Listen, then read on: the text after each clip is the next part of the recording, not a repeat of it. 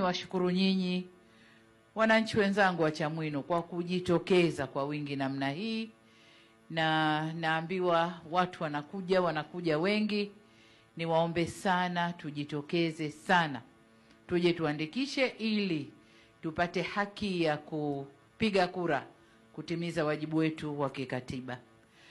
Huu ni mzunguko wa pili, waambieni kule ambao hawajaja.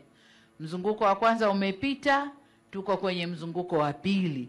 Tukikosa mzunguko wa pili mwezi huu na ujao, uko mbele hatuna tena nafasi ya kurudia.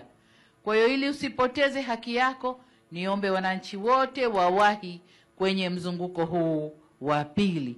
Huu ndio wito wangu, ili twende tujiandikishe, tupate haki ya kupiga kura, turudishe serikali inayoleta maendeleo kwa nchi, rudi madarakani, tuendelee na maisha yetu. Kuto kujitokeza kuandikisha ni kukataa mwenyewe haki yako ya kikatiba.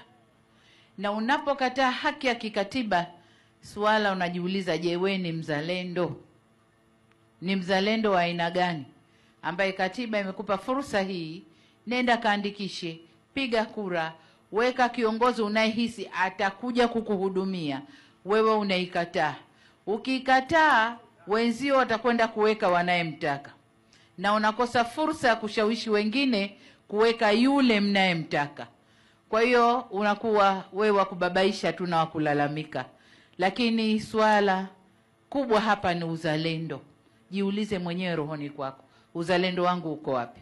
Hii ni fursa kubwa, inatokea kila baada ya miaka mitano, haiji kila siku.